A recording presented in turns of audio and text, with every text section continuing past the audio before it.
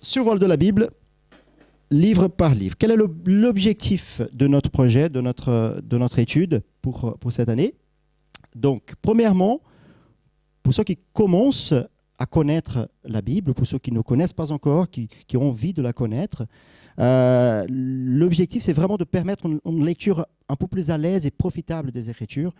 Je rencontre souvent des personnes qui ont envie de connaître les Écritures, qui ont même commencé à lire les Écritures, mais des fois, ils ont du mal à avancer, justement parce qu'ils retrouvent des textes complexes, des textes qui ne leur permettent pas de continuer parce que ils ne comprennent pas ce que ça veut dire. Il manque des éléments pour pouvoir avancer dans la lecture biblique. Donc le but vraiment pour les personnes qui commencent à connaître les Écritures, c'est de faire cette lecture un peu plus profitable, d'avoir des éléments essentiels pour pouvoir avancer dans la lecture biblique, pour pouvoir ne pas s'arrêter sur ces points qui effectivement sont des fois complexes dans l'interprétation biblique.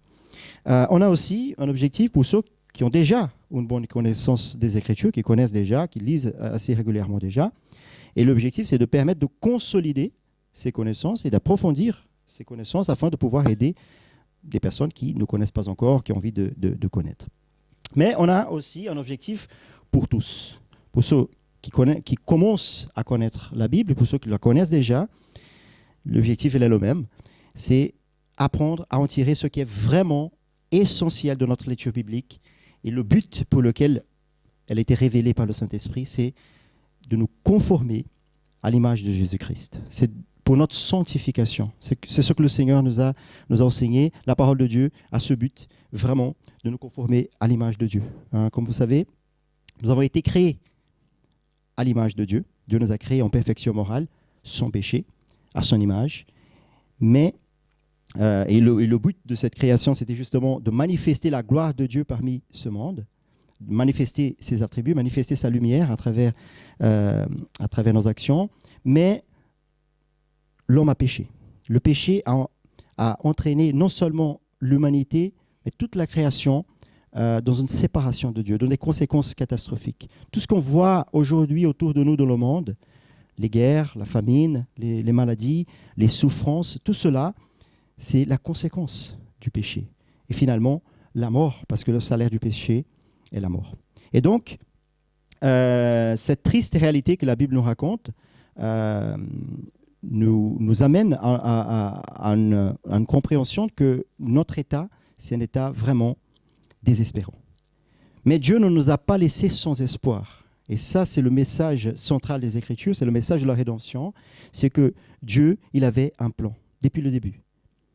Un plan de nous rendre de nouveau son image, de nous conformer de nouveau à son image, de nous rendre de nouveau parfaits, d'enlever toutes les conséquences que le péché a entraînées.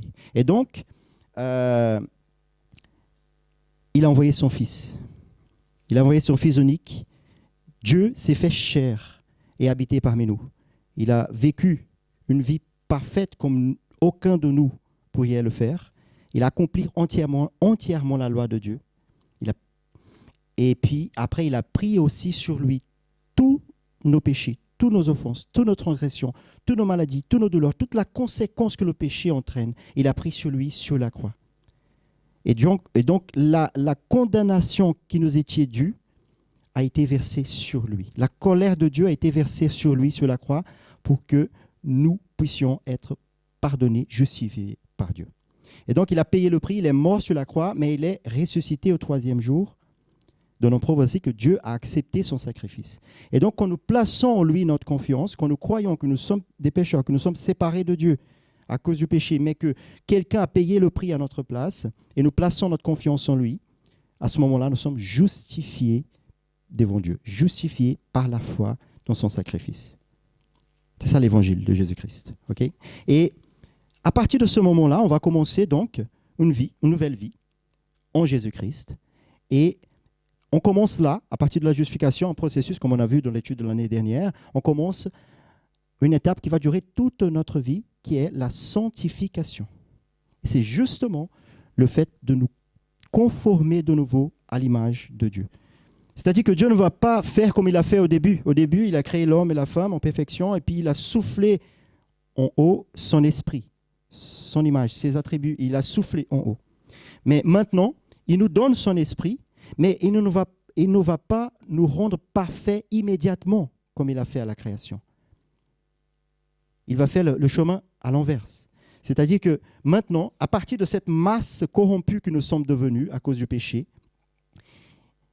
le Saint-Esprit qui est venu habiter en nous nous amène à travers les moyens de la grâce, moyens de grâce, et un d'entre eux, le principal d'entre eux, c'est la parole de Dieu. C'est pour ça qu'on est là, en train d'étudier la parole de Dieu.